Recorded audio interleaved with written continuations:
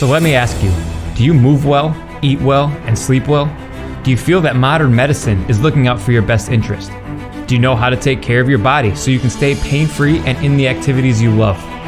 Do you know what options you have? If not, that's a problem, and this podcast is the answer. I'm Trevor Folker, and welcome to the Green Bay Health Project podcast.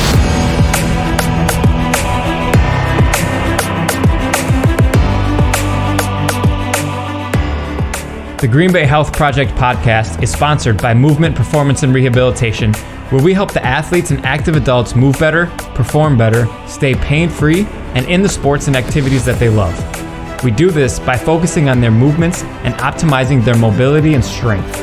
We believe that your body is your greatest tool, and when you take care of it, you can move better, you feel better, and you thrive.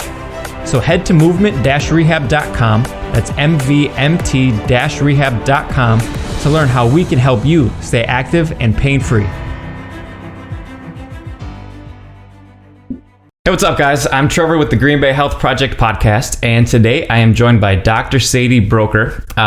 Dr. Sadey is a pediatric and family chiropractor, a young entrepreneur of the year nominee, a mother-to-be, and founder of Lux Life Chiropractic in Green Bay. So Sadey, you have a lot going on, so I really appreciate you taking the time out of your schedule to talk. And to kick things off, why don't you just give us some insight into your background and how Lux Life Chiropractic came to be?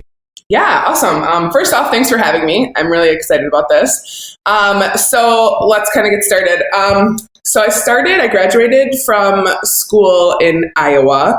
Well, actually, back up. Let me start how I ended up in De Pere, because I went to St. Norbert. So went to St. Norbert for college, and chiropractic kind of found me, so that was magical and good. And I ended up going to Iowa for chiropractic school. Always knew I wanted to work with kids, but had no idea where that was going to go or what it was going to look like.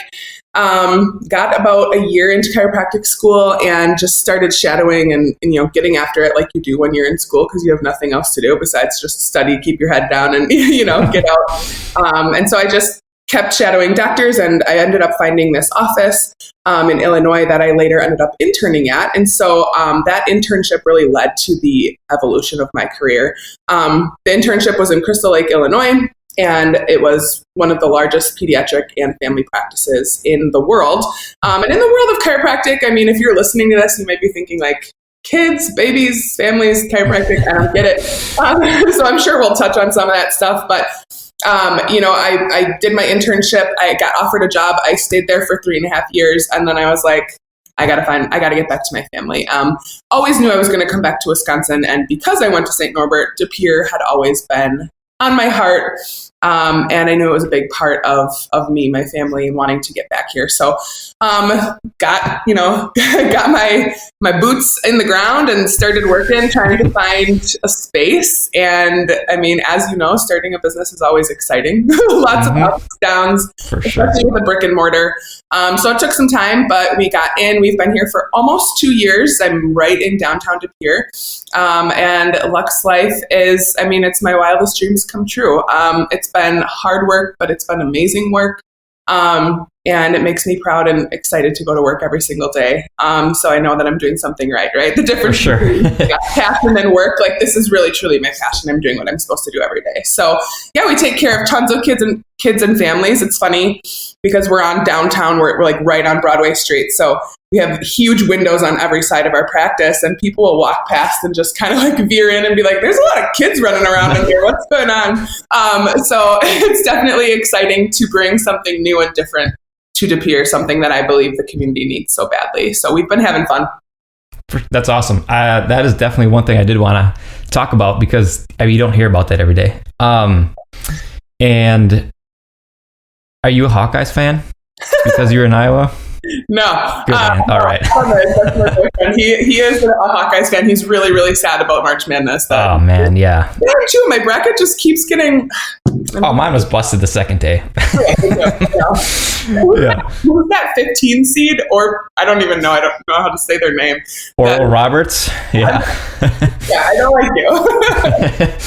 Yeah, that was rough. I'm a Michigan fan, so they won last night, so I am still happy, but my bracket is done. So, it is what it is. Anyways. You're more excited about your team winning than the bracket. Yeah. Yeah, for sure. So, I mean, you brought it up right off the bat, kids and chiropractic care. So can you, I mean, just dive into a little bit more? And I mean, even if you wanted to tie in the philosophy at Lux Life and the approach, because I'm sure that it's all intertwined. But it is a different thing. And a lot of people don't necessarily know that kids can go to chiropractors, or really even the benefit of it, you know? So I think that would be really interesting to hear about. Yeah, cool. So, and the thing about it is the tides are changing, and that's something that makes me excited. You know, holistic health, natural health, really true. I mean, in what I call, you know, true healthcare is coming to the forefront. Parents are searching for that now more than ever before. So it's really cool, a really pivotal and exciting time to be a pediatric chiropractor because people, like I said, they're searching for it. They're excited for it. Parents want the best for their family. So as I kind of dive in and talk about this, if you have more questions, let me know. Because sometimes people are like, well, what are you talking about? But yeah, so I mean, really the whole gist of it is our kids, believe it or not, are enduring more stress than we probably even ever give them credit for. And so when I say kids, I'm talking little new babies. We see kids on the spectrum. We see anxiety kiddos, depression. We see OCD. We see lots of different stuff, ADHD. And so we also see a really good portion of healthy and well kids. They're already healthy. They're already rocking. They're already crushing it. Parents just want something to continue to move them in that direction. So whether it's a kiddo struggling or a colicky baby or a super healthy kid, they're all present here. And really the whole philosophy is, like I said, kids are struggling more than ever. I mean, especially with COVID and being in and out of school and, you know, virtual learning and more screen time and lack of being able to see friends and all of it. I think our kids and our youth are struggling now more than they ever have before. We have seen that. And parents want different solutions. So it's been really cool to offer solutions that aren't just, you know, another neuropsych eval and another specialist and another medication. And so, you know, the whole philosophy behind pediatric chiropractic is we're about prevention. We're about health and keeping kids healthy, raising healthy kids, versus waiting until we're adults and we're really broken. And then, you know, and then we're like, oh yeah, I should probably get this fixed, right? We always put it on the back burner when we're adults. So the idea behind chiropractic is really to get our kids healthy and well the younger they are, and then keep them there preventatively. And chiropractic, I mean, we could go into the science for probably, I could keep you on this podcast for hours and you'd probably fall asleep and I'd be like, wow, I'm my life talking about this stuff. But it really goes back to your child's nervous system. And that's really the thing that controls and coordinates every single part of your kiddo, whether it's digestion or immunity or behavior or sleep. And that's what we get to work with as pediatric chiropractors. So that's what I'm trained extensively in. And it's kind of cool because it's new age chiropractic. People don't think of a chiropractor and a nervous system. They think of a chiropractor and wailing on the spine a couple spots. So it's really cool. It's just a whole new philosophy, something that I have obviously poured my entire career's work into and will continue to do that as I move forward. But yeah, it's a way to keep your child healthy and well physically, and mentally and emotionally. And so we get to, like I said, see miracles happen every day in the office because we get to save so many of these kiddos from the path that they've been struggling down. But we also get to keep a bunch of these kids really well too. So just another way to attack and approach health. And a lot of families that find us find that it becomes kind of their new pillar of health or a new foundation for them to build their health upon. Instead of, oh, my kid's got a little cold, I'm going to run to the pediatrician, they call us and say, hey, can we get in for an adjustment? So it really changes your entire health paradigm. And we love that because I think that true healthcare comes from prevention versus always just waiting for something to go wrong and then reacting to it. Which I'm sure you can kind of agree on. Oh yeah, 100%. You're just preaching to the choir right now. That's we could go on and on about that, and maybe we will. Who knows? But I do think that natural, holistic approach is the way to go, and I completely agree that more people are starting to find that is much more beneficial than what's used to be, or what they're used to, or what they've been told. Like you said, medication. And it's like you get one medication and then you get another one to offset that first one. And then it's just a domino effect. And people are starting to reach out and look for more natural, holistic ways of doing things. And especially when it comes to their kids, so what does that look like? I mean, you say, like you said, more people are familiar with chiropractors kind of just doing quick adjustments, but you look more at the neural structure and all of that. So what does that look like? Or how, like if somebody brought their kid in for this, what would that look like? Because I don't know if a lot of people are quite familiar with that. Absolutely. And that's like what we take that at face value every time somebody comes to our office. Is 99% of the time when you're bringing your kid out to the office, it's a last ditch resort. You're like, okay, I mean, my baby won't stop crying. Please help me. I've heard that. I don't know. You might be a witch doctor. I don't care. Please make sure that you stop crying. Or same thing with the kiddos that are struggling. A lot of parents don't know. So that's the first thing we do is take all of the time to educate. And I think that that's something that is also missing in healthcare.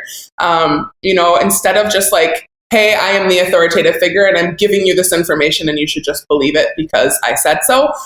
We are giving them information and educating parents on why we do things the way we do, what science and evidence we have behind why we do what we do. And then we're asking them to come along on a journey with us if they feel like it's the right fit. So we're giving them information and education, but never telling them this is what you need to do. We're just opening a door and hoping to support them through this health and wellness journey with their child. So that's always the first thing is, hey, let's just sit down and have a conversation about chiropractic and what neurological focused chiropractic looks like, especially in our office. So that's always number one. And then we always, especially when a parent brings a kiddo in, when it comes to a child, history is very important. I mean, any doctor's taking a history, right? And you're trying to get, more information on what the child or the person, the patient is going through. And especially when it's a child for us, we're going way back. You could have a 12-year-old sitting in front of me that's struggling with depression, but I'm asking about pregnancy. I'm asking about labor and delivery. I'm asking about, how much did they struggle immune-wise? Were they, the 10 rounds of antibiotics kids, for 1 ear infection, and when did you start to see some of these behavioral challenges? What kind of sleep do they have? What kind of baby were they? I'm asking all of these questions and peeling back layers because for kids, so often stress doesn't come all at once. It comes in little pieces throughout life. And we call it the perfect storm when a kiddo just starts kind of spinning out of control. It's like, okay, they're born and they're maybe colicky, and then, they grow up and they have all the ear infections, and then they have to sit in a desk at school, and now they're struggling to listen and focus to the teacher, and then they get a little older and it turns to anxiety, right? So it's like all of these little pieces that come together, and now we have a kiddo that's 12, like I said, with that full-blown depression or ADHD or anxiety, et cetera, et cetera. So the history is super important. And that's a place and space for parents to just talk. Like, it's very rare that you go and sit and talk to a doctor and sit and get listened to for 30 minutes. Exactly. Right? So giving a person space, especially a parent, when they just want answers and they're just hoping somebody can help, we love to give space for that. Like, just talk to us about what's going on with your kiddo. And then probably the biggest and coolest part about what we do is, you have those subjective things that you go through with a parent. They're telling you how things are going and they're giving you the day-to-day kind of replay. You also need to have some kind of objective measure. And I know that you do a lot of this too, Trevor, right? In your work, and your line of work is so amazing in this. You're going to have to find some kind of objective measure to show somebody, hey, this is where we're starting. This is where we're going, right? And so 100%. We have a set of what we call neurological scans, and really you can kind of think of it like a stress test almost. And there's 3 different scans that we will do to any patient, whether it's a kiddo or an adult. And so those 3 scans are really giving us a clue into the nervous system to see how a kiddo's adapting to stress. Really, really important. And like I said, we run these on adults. I hope people don't think we don't see adults, because we absolutely do. And yes, we see people for shoulder pain and back pain and stuff like that. It's definitely on our heart, and a huge passion of ours is these kiddos. And so we're running these scans. They're letting us know how you're adapting to stress, which stress adaptation is literally the number one, in my world anyway, variable to how healthy you are. Because if you're not adapting to stress, it's killing you, slow and steady over time. So very important to know how people are doing with that. And then we also have a couple other scans that are going to give us a better idea of help us just locate where that stress is at within your neurospinal system. So definitely scans that give us a good objective measures that we can then show people, hey, this is where you or your child are starting. And then we do, we check back in and we do these benchmarks and these checkpoints and say, look at how far you've come, So we always have to grab that objective measure as well. And then we have a whole different appointment where we sit down across the desk with these patients and say, this is how we're doing. Here's some answers for you. These are our recommendations. So that's a really long roundabout way of telling you that's kind of what to expect. If, you were to say, okay, my kid or myself need a different form or something, we're looking for something different. This seems like a possible option. That's kind of our entry level exam and what we do to peel back the layers and really figure out what's going on under the hood.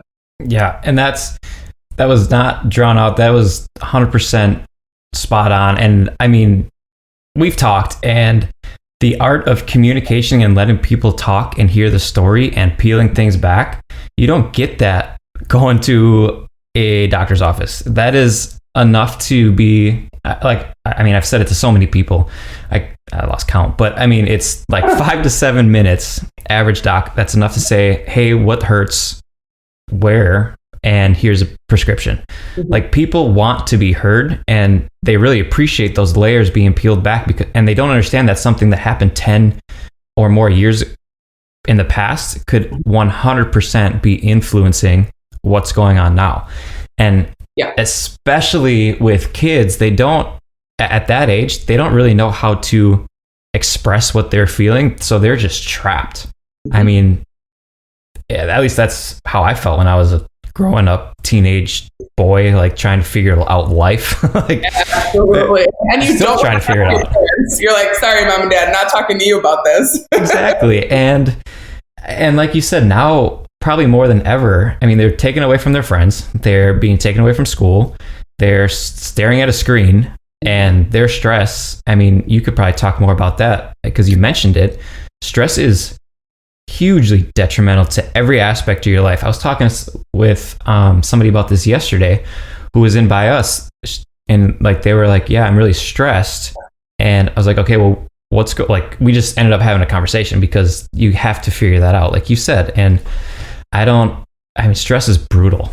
It's just brutal. And people need to have that conversation. And I think that's awesome that you spend that time. People, that's invaluable.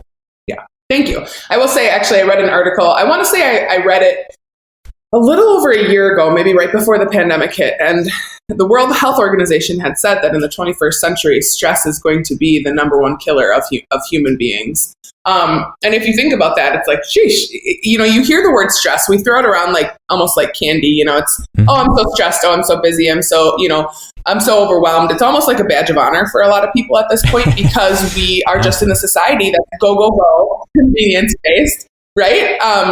But when you think about it and you peel back that sentence, even the World Health Organization said this, it's like stress is the number one contributor to chronic illness. And so it's the heart disease and the high cholesterol and the diabetes that, actually kill us. But how are we leading up to these things? Typically stress. And, when you think of stress, you always think of, a really busy day at work, but you forget about the little tiny things that add up to your stress levels too. Even if you, physical stress, even if you commute to a job for 30 minutes each day, or you sit at a desk like this because you're working from home for 12 hours, and then of course you have the emotional stressors of even just being a parent, being an entrepreneur, being an employee, all of the responsibilities we have to live. And then we're just in a society where it's just so go hustle mode that we don't ever do anything to counteract the effects that stress have on our bodies and on our health. Because there's always a quick fix. There's always something convenient that we can do to try and fix that, right? Oh, you have high blood pressure. Take this and, take this antihypertensive medication or whatever it might be. So, I mean, truly, this is no diss at all either to conventional medicine. Now, I think a lot of people, say, oh, well, you're a chiropractor, so you must hate, X, Y, and Z. I'm like, absolutely not. Everything's got a time and place, right?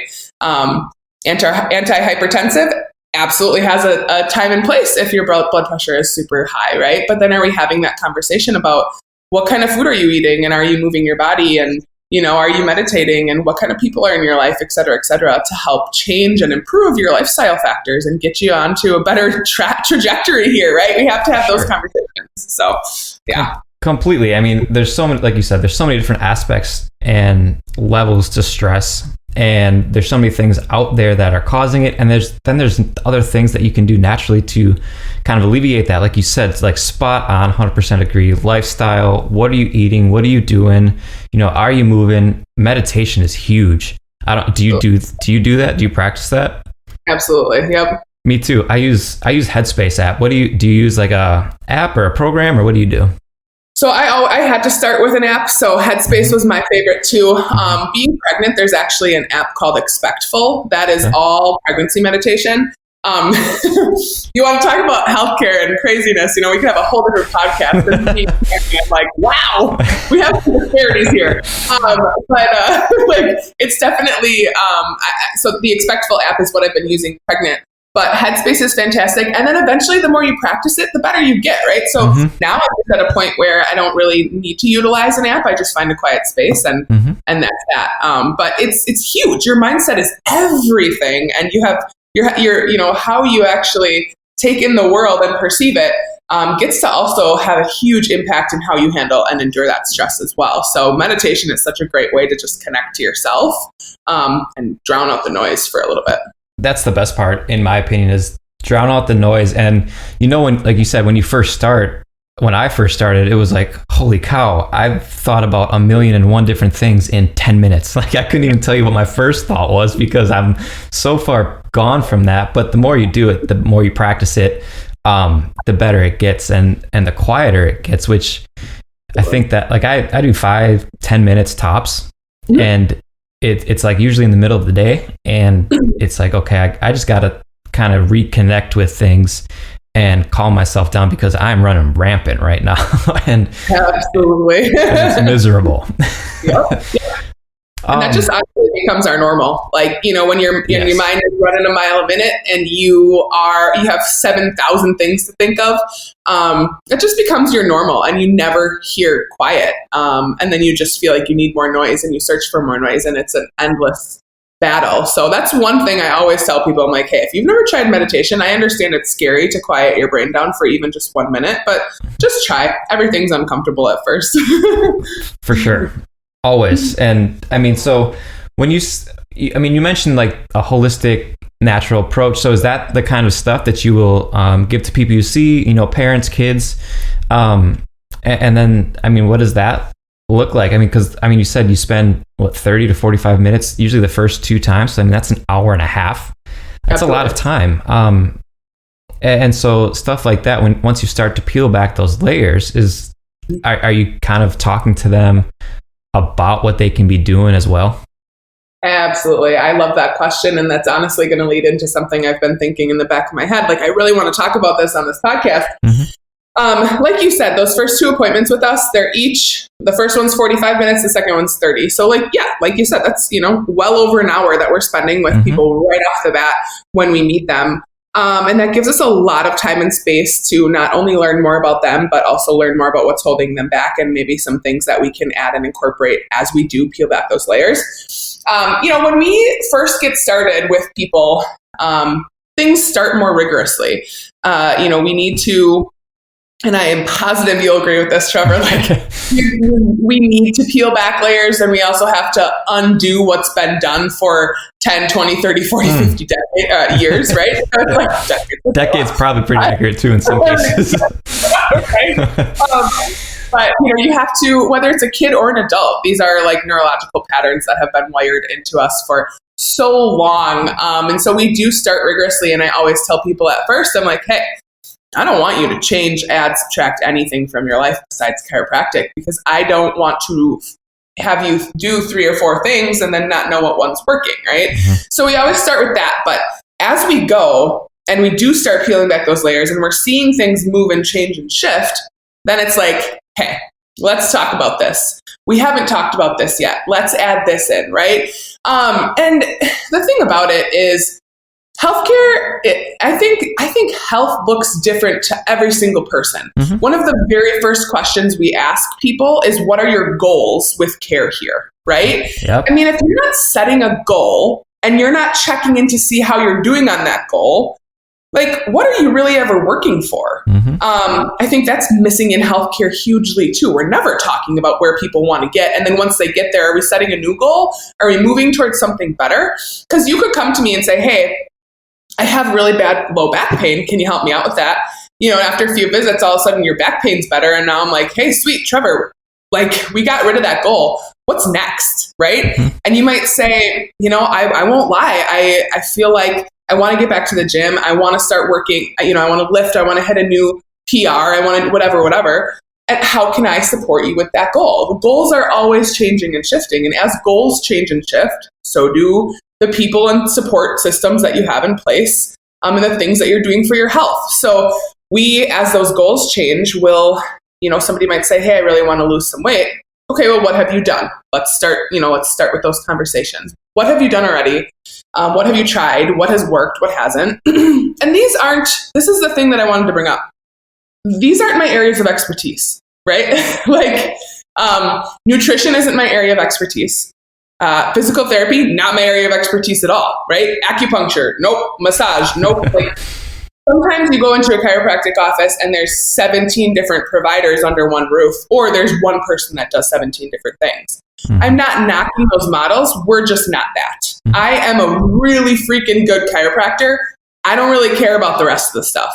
I would rather make really good connections with people in the community that I know, like, and trust, and can confidently say, hey, here's Trevor's card. You have to go see him down, and that to me is everything, because you're not only creating community and supporting other small businesses, but you're also looking out for the betterment of that patient. Yes. If there is a movement restriction or something I cannot figure out, I know that is not my area of expertise and I need to refer them to you. Or if somebody needs a massage and I know that I just cannot break through this without massage, I'm going to refer them to my favorite massage therapist, et cetera, et cetera. So as much as like healthy, holistic, natural living is so much up my alley and up my ballgame, like that is everything that I live for, chiropractic is the center and focal point of it. And I have a bunch of really awesome people that are on this journey with me in the community that get to then get referrals because I want the best for my patient and I don't want to have to do it all, So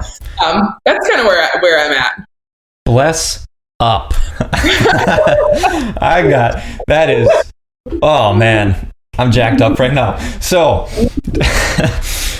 I'm honestly jacked up. So that is huge. And I'm glad that you brought that up. And that's something I wanted to talk to you about because I know like that we both feel the same way. When you have one person that says that they can do it all or they want to do it all, again, not knocking it, but run.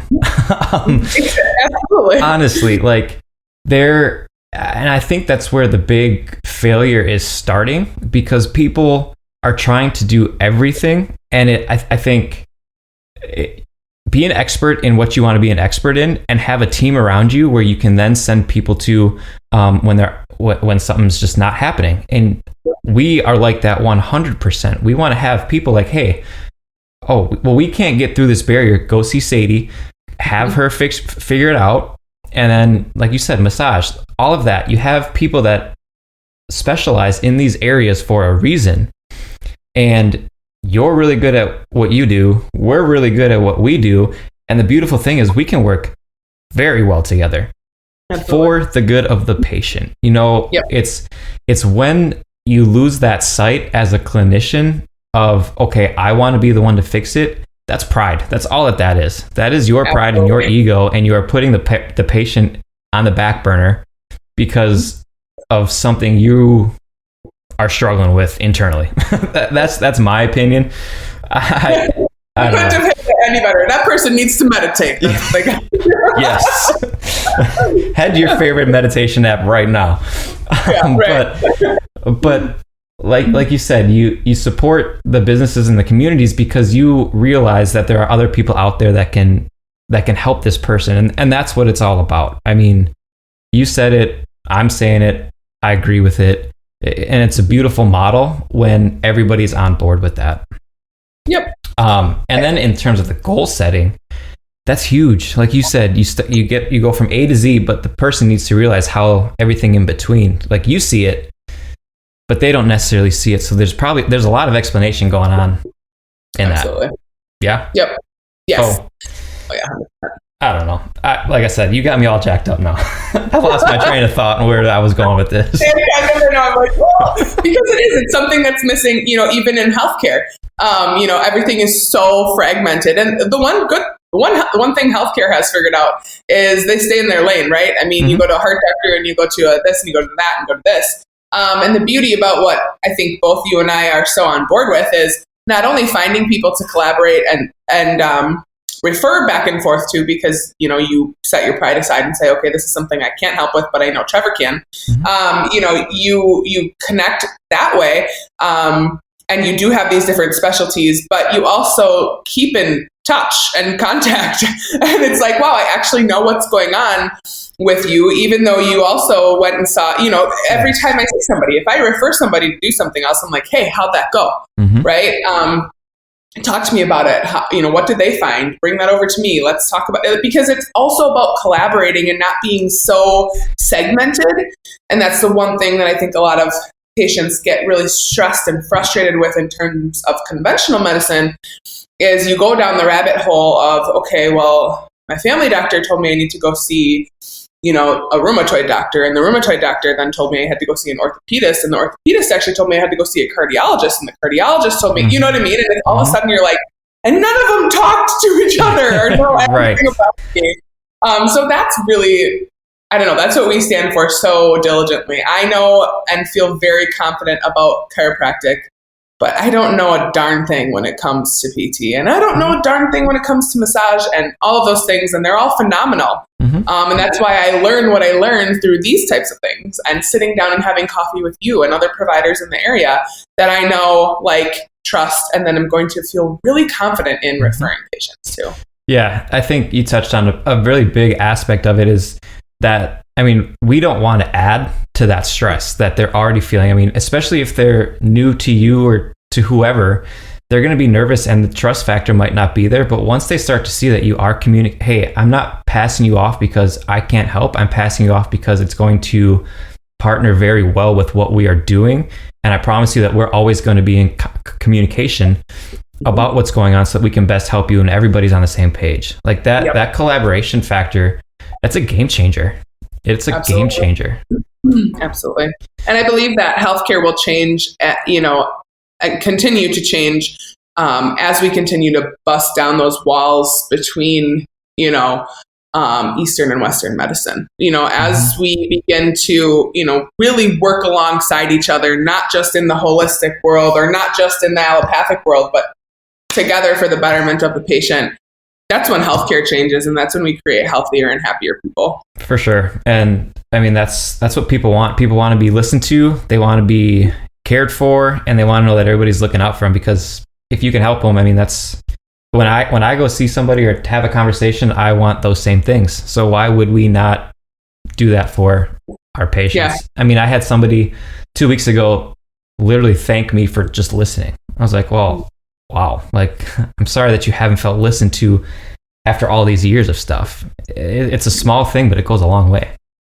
Absolutely. And you just completely changed that person's not only day, but honestly, probably the trajectory of their health journey, because you sat, you listened, and now they know that they have a confidant. They have somebody else on their support system and on their train with them. Somebody that's there to listen and to support them through that, which is huge. I love that. It is. It's everything, honestly. Anyways, what else can you tell us about Lux Life? What else do you want people to know about? Well, I definitely, like I've mentioned, I would say that we're just not your average chiropractor. That's my favorite thing about us. Even when you come into the office, you'll see me in, all of us in pretty casual clothes, no white coats. There's not doors on our adjusting rooms. It's a very open concept.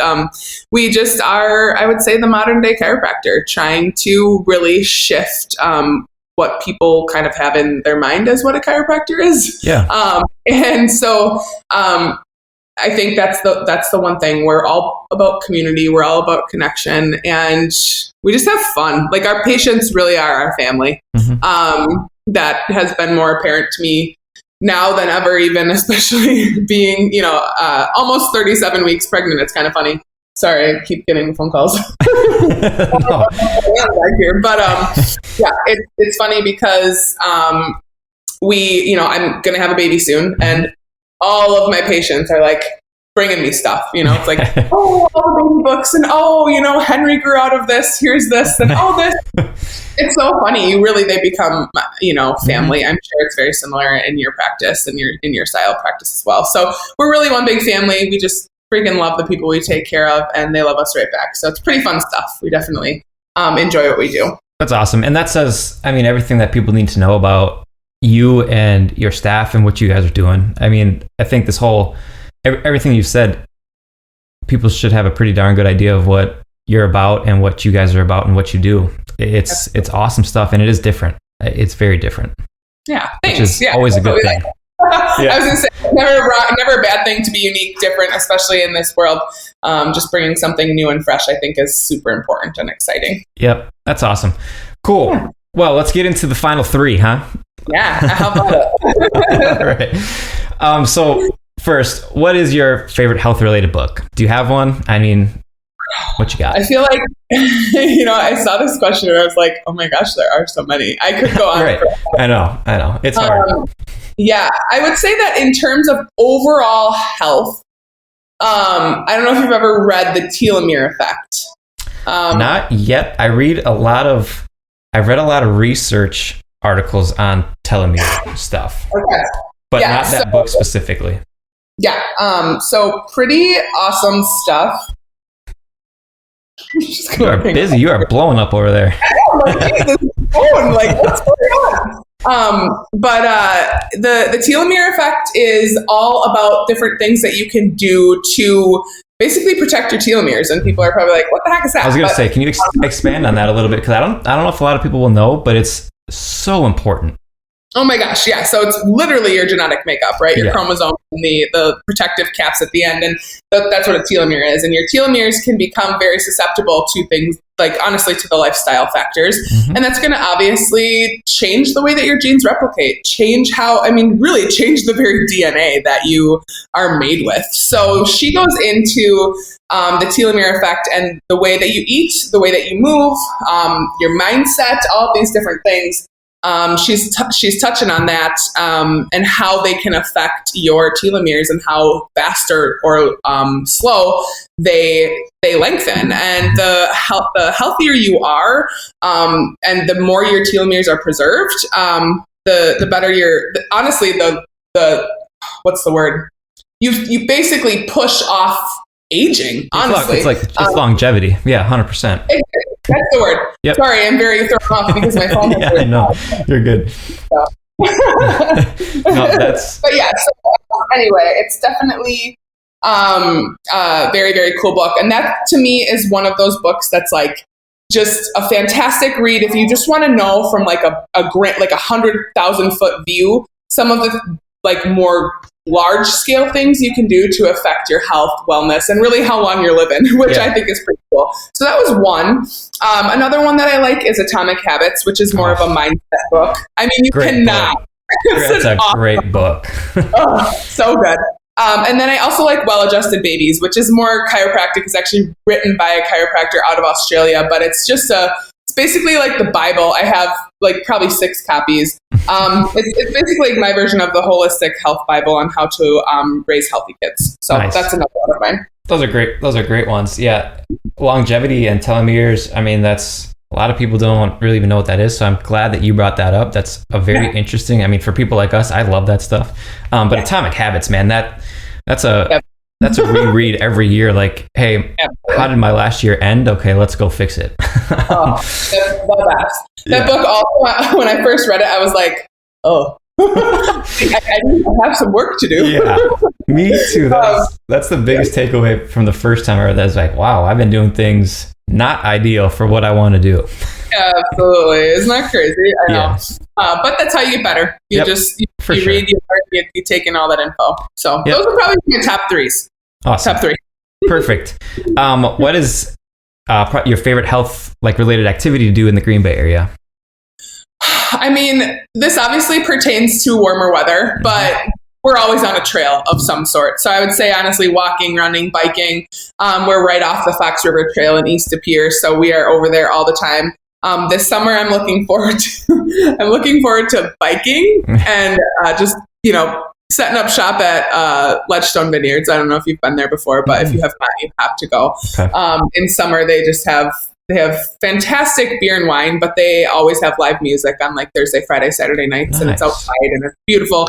But yeah, honestly, there's so many gorgeous trails and so many gorgeous parks. So I would just say, walking, running, biking, one of those things. Outdoors. Yeah, that's a good one. We have 2 dogs, so we're always looking for new trails and new places to go to walk, to hike, all of that. And you're obviously going to have a new one along that you can bring on those bike rides.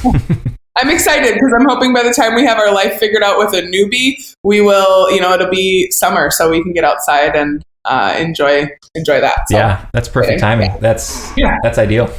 Yeah, absolutely.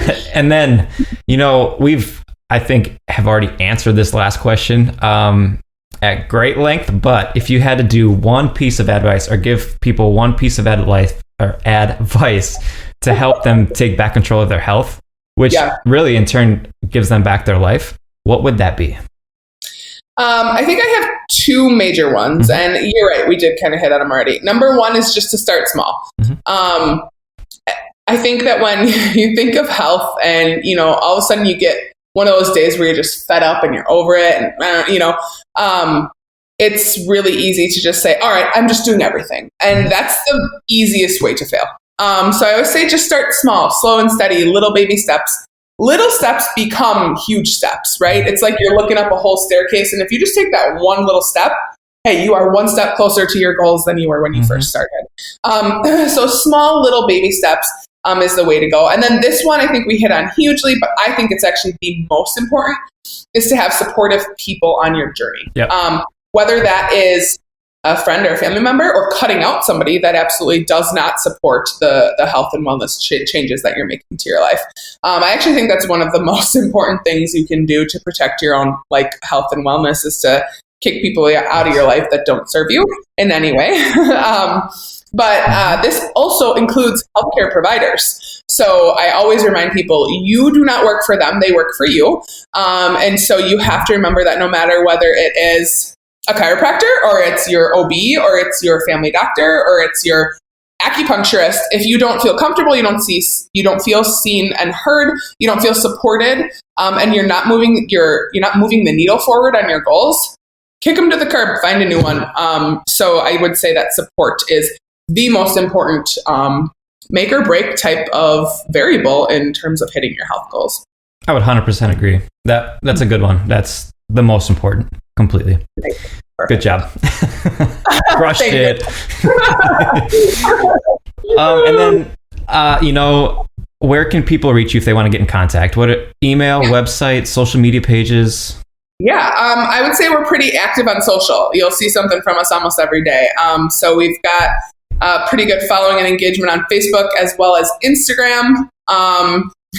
One day my non-Gen Z self will have a TikTok or something, but I'm not yet, okay. But of course, our website is luxlifechiropractic.com, so it's super easy. I mean, really any of those ways. But one of the best things I would say is social media, hitting us up there, just to kind of get a good idea of even what our vibe is, see if it fits your style or not. So that's where I would start, social media. Cool.